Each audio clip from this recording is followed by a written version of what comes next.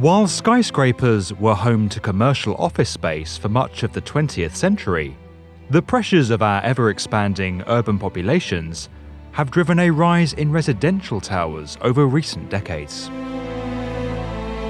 In Melbourne, a skyscraper boom has transformed the skyline, and 2/3 of the city's skyscrapers now serve residential purposes. The largest of these, Australia 108, is set to become the tallest building in the city and will feature the highest residences in the Southern Hemisphere when completed.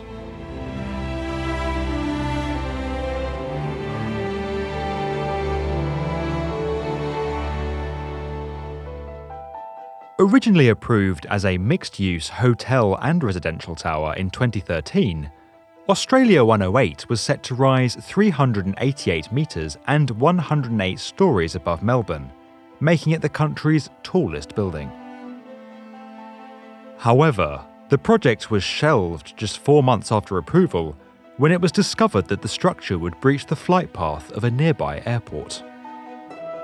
Retaining many elements of the original design, architects Fender Katsalidis reduced the height of the structure to 317 metres and redesigned its 100 stories for residential use, regaining approval for the development in 2014.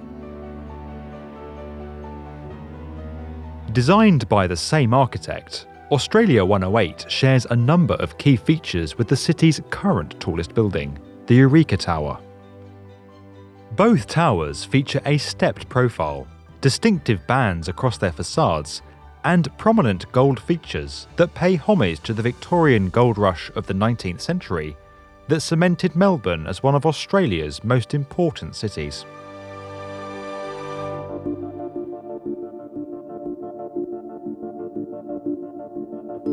Breaking ground in 2015, the foundations of Australia 108 are some of the most substantial ever constructed in the city. With the site located in the historically swampy area of Melbourne's South Bank, engineers initially spent 9 months boring piles to a depth of 46 metres. The building's superstructure is supported internally by 2-metre-thick concrete core walls and a series of mega-columns, which extend the height of the structure while being cleverly integrated into each apartment so as to go unnoticed by residents.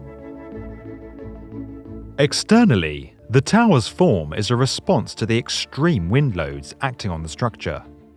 Instead of hard corners, much of the tower's perimeter is rounded with large curves that help to disrupt the powerful winds blowing off the bay. Additionally, Australia 108's 98th floor level is dedicated to a liquid column damping system.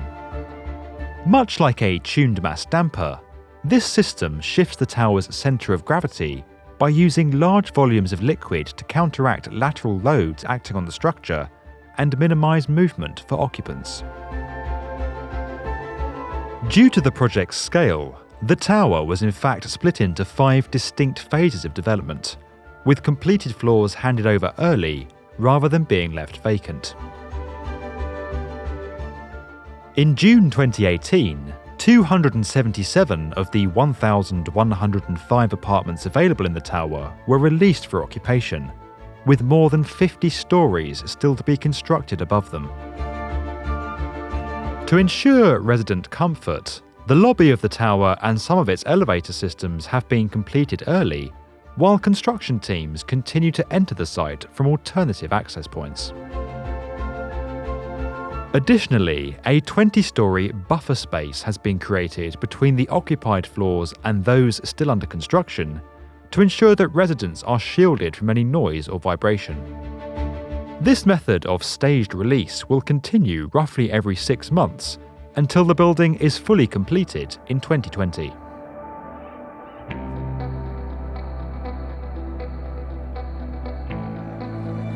Perhaps the most unique feature of Australia 108 is its striking facade and distinct starburst element.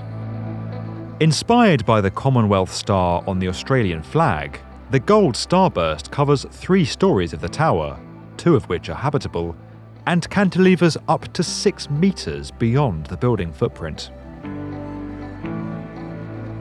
Containing 2 levels of amenities across the 70th and 71st floors, the Starburst contains a sky garden, dining rooms and a gym, as well as 2 infinity pools located 210 meters above street level.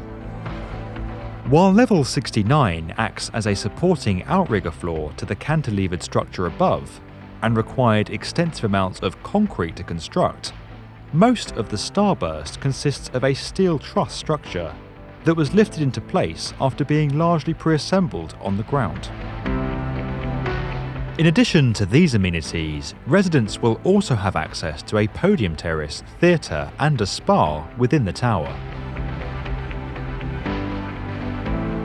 While less obvious than the Starburst, the building's facade hides a unique visual feature of its own. While appearing as distinct white bands during the day, as night approaches, LED lights within these bands illuminate, offering a striking visual display on the skyline.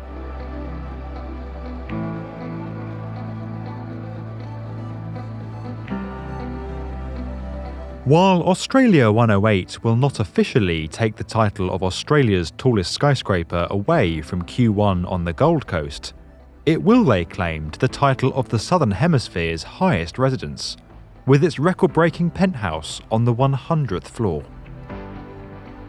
The penthouse, which occupies the entirety of the floor plate, features 4 bedrooms, 5 bathrooms, a library, theatre, private sky courtyard, and dedicated elevator access. When it sold to a Chinese businessman for 25 million Australian dollars, around 17.4 million US dollars, it became the most expensive apartment purchased in Australia at the time.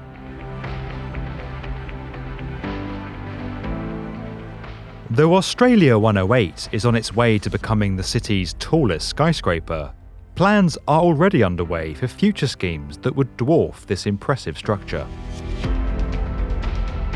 Melbourne made headlines in 2018 when architects from around the world competed in a high-profile competition to design a landmark tower on the site opposite Australia 108. UNStudio and Cox Architecture were declared the winners with their green spine scheme, which would rise to a height of 356 metres, taking advantage of recent changes to the aviation restrictions, which limited the height of Australia 108 back in 2013. However, with a start date not expected before 2022 and the construction landscape continually shifting, Australia 108 looks set to hold on to its title for some years to come. If you enjoyed this video and would like to get more from the definitive video channel for construction, subscribe to the B1M.